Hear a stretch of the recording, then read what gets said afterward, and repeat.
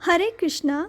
आज मैं आप सबसे अपने लाइफ के कुछ स्ट्रॉन्ग रियलाइजेशन शेयर करना चाहती हूँ जो मैंने अपने अर्ली एज में सब कुछ एक्सपीरियंस किया। लाइफ हमेशा एक जैसी नहीं होती, लाइफ में बहुत अप एंड डाउन आते हैं और मेरे लाइफ में भी आया।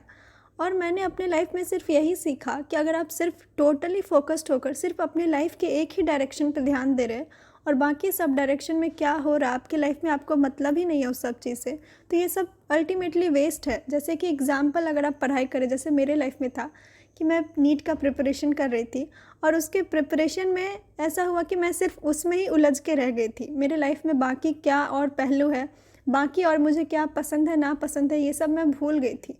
और यही बहुत सारे यूथ करते हैं, अगर वो पढ़ते हैं तो सिर्फ उसके पीछे ही वो परेशान हैं, बाकी और लाइफ में उन्हें कोई मतलब ही नहीं है। मेरा ये सेंस नहीं है कि आप सिर्फ इन्जॉयमेंट करिए।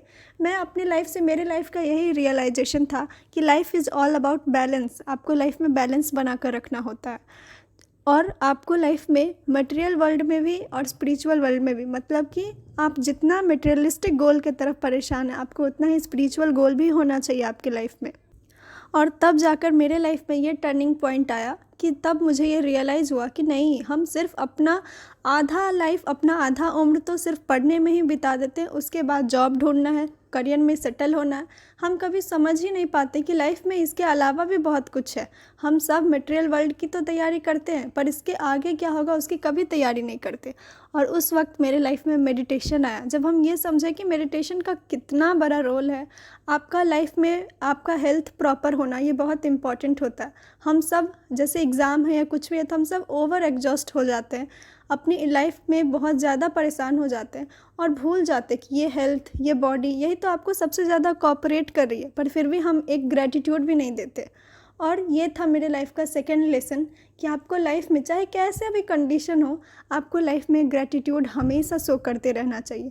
भले आज आप जो आपके पास जो है शायद वो किसी और के पास वो भी नहीं होगा जितना आपके पास है, तो हम बस इसलिए परेशान होते हैं कि जो हम अभी मांग रहे हैं हमारे पास वो नहीं है, तो हम उसका भी शुक्रिया अदा नहीं करते भगवान का जो हमारे पास पहले से होता है।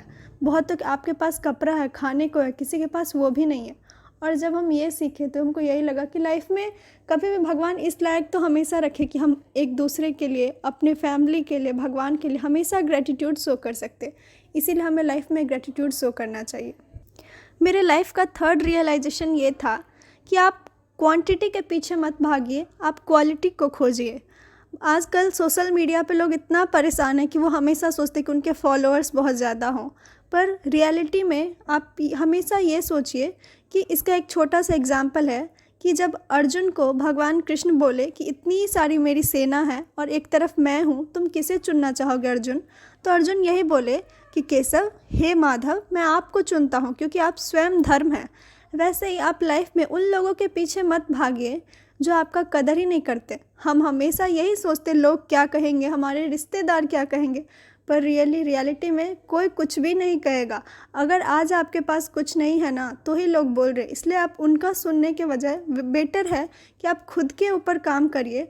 और जब आप खुद कुछ अच्छा बन जाएंगे ना तो कल को वही रिश्तेदार बोलेंगे कि ये इतना अच्छा है, इतना कुछ चेंज आया है इसमें।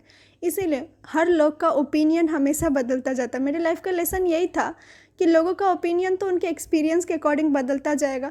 अगर हम अपना लाइफ उनके ओपिनियन और उनके एक्सपीरियंस के अकॉर्डिंग जीते रहें तो हम कभी अपना लाइफ जी ही नहीं पाएंगे। ये लाइफ हमारा है और हमें ही इसे जीना है।